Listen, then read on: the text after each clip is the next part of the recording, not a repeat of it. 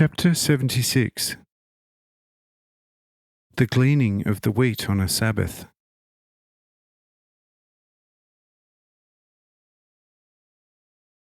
After a while, however, much nearer the plain, we came to a field of near-ripe grain spread out before us. The path led through this field, and we set upon this one through the field, as it was the shorter one to the village. We therefore travelled through the grain, on a Sabbath, of course. The disciples, however, having together with myself had no morning meal, began to pluck some of the riper ears, rubbing the grains into their hands and eating. Noticing this, the furious Pharisees step hastily up to me, speaking with self-important mien. "Do you not see the unseemly thing your disciples are committing on a Sabbath?" Say I to them, "Have you not read what David did when he and those who were with him were hungry? How he entered into the house of God and ate the showbread, which neither for him nor those who were with him it was seemly to do, but only for the priest? Or have you never read in the law how on the Sabbath the priests profane the Sabbath and are blameless? You have witnessed my works upon the heights, and heard my teachings, and were repeatedly told who I am.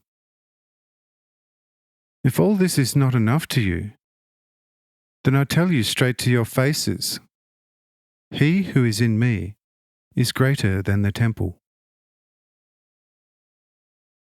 But if you knew what is meant by, 'I will have mercy, but not sacrifice,' then you would not in your hearts have condemned these innocents. You blind and deaf Pharisees, be told that the Son of Man, who is myself, is Lord also over the Sabbath."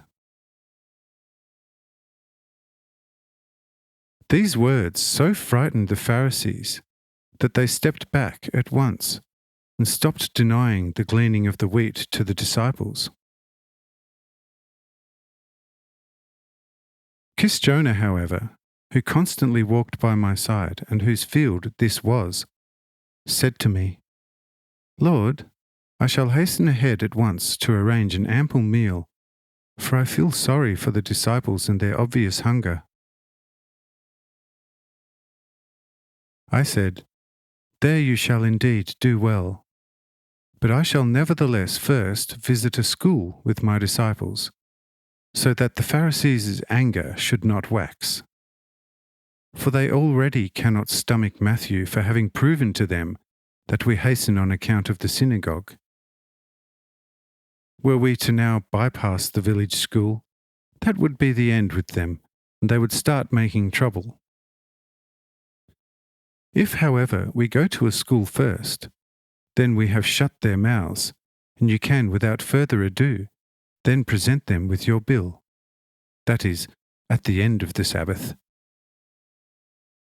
With these words, Jonah and his went straight home, where they found everything in the best order. We, however, turned slightly left towards the school, which was situated highest up in the village. Arrived there, we at once entered the rather sparsely attended school. With the Pharisees at our heels, secretly fuming at having been laughed off by the disciples out on the field, on account of their blindness, after I had chided their objection to the gleaning of grain. On our entering, the Pharisees at once started throwing their weight around, ushering a person to me whose hand had been withered for a lengthy period, and who therefore was capable of hardly any work at all. Here they wanted to know, seeing that I had said that I am Lord also of the Sabbath, whether it is lawful to also heal on a Sabbath. But they only asked to have a witnessed case against me. for their evil hearts were burning with rage and fury.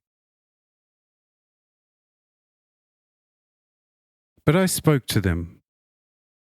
Why are you asking me as if you yourselves were capable of enlivening this one's long-dead hand? But if I intended healing him, surely I would not ask you for permission to do it. Which one among you would be foolish enough not to pull a sheep from a ditch because it fell in on a Sabbath? But how much better is a man than a sheep?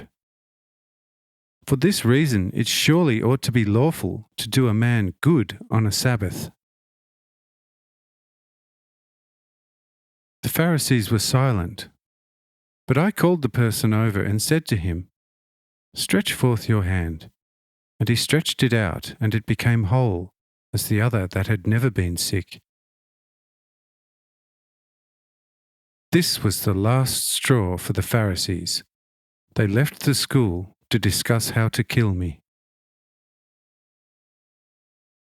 But Matthew, who was a bit of a spy, slipped out unnoticed by them, soon returning near breathless, and proclaiming aloud what he had heard.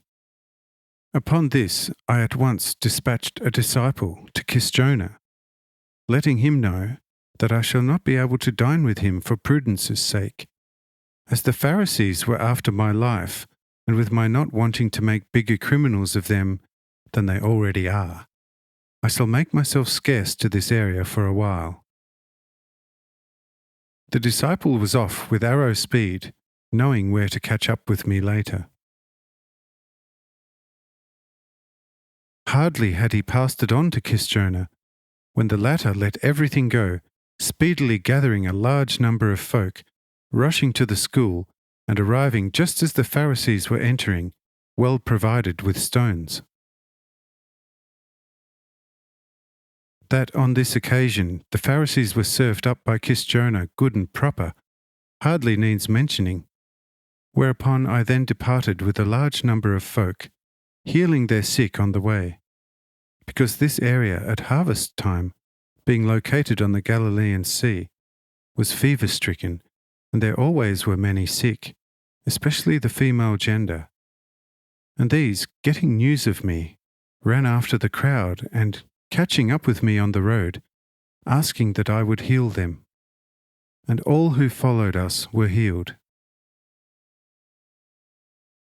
After their healing, I warned all not to divulge it at home, nor to mention the place where I healed them, and which direction I left.